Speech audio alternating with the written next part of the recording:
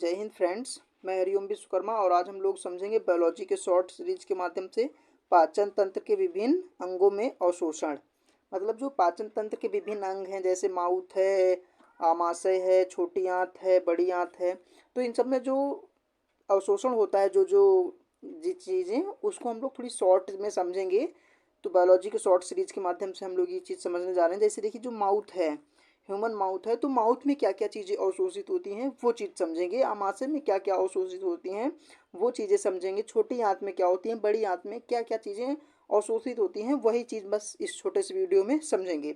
तो जैसे देखिए, जो कुछ औषधियाँ हैं, कुछ औषधियाँ जो मुख और जिह्वा की निचली सतह में म्यूकोसा के संपर्क में आने से आस्तरित करने वाली रुधिर वाहिनी कोशिकाओं में अवशोषित हो जाती हैं।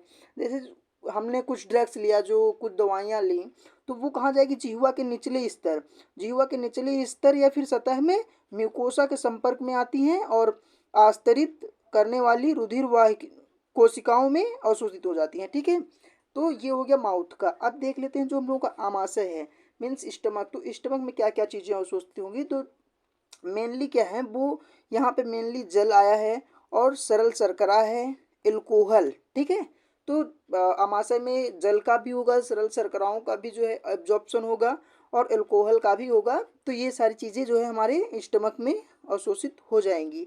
अब देख लीजिए, जो है वो क्या है, सबसे जो मेन है एब्जॉर्प्शन का, मतलब कंप्लीटली मेन नहीं कहेंगे, बट इसका जो है मेन रोल होता है एब्जॉर्प्शन में, ह्यूमन बींग्स में। तो जैसे ये जो छोटी आंत है, छोटी आंत में देखिए पोषक तत्वों के अवशोषण का प्रमुख अंग है। मतलब जो पोषक तत्व होते हैं उसके अवशोषण का ये प्रमुख अंग है छोटी आंत, ये आप समझिए। ठीक है, जो पोषक तत्व हैं उसके प्रमुख अंग हैं।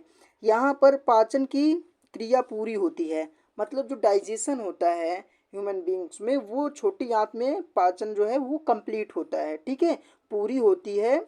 और पाचन के अंतिम उत्पाद, जैसे जो मतलब जो पाचन के अंतिम उत्पाद होते हैं, तो वो क्या हो जाएगा, ग्लूकोज, फ्रैक्टोज, वसी अम्ल, ग्लिसरॉल, एमिनो अम्ल का म्यूकोसा द्वारा रक्त प्रवाह और लसिका में अवशोषित कर लिया जाता है।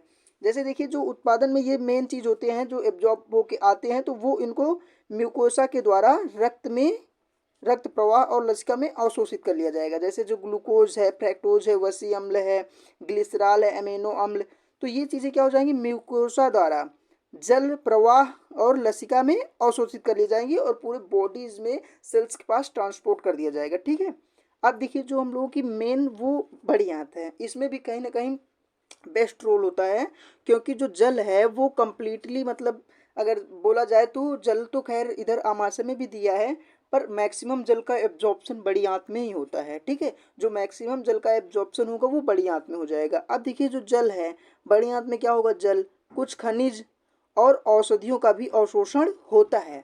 मतलब अगर बात करें तो जो मुख है, मुख में भी ड्रग्स मीन्स दवाइयों का अवशोषण होगा और वो यहाँ पे भी दिया है। ठीक है, हमारी बड़ी आंत भी क्या करती है, कुछ दवाइयों का अवशोषण करती है, किसके साथ, जल के साथ। जैसे हमने सलाइवा को जो है सलाइवा के साथ कोई सिरप वगैरह या फिर ड्रग्स लेते हैं, तो वो धीरे धीरे जाके बड़ी आंत, छोटी आंत, मतलब धीरे धीरे हर जगह अवशोषित होती चली जाती हैं।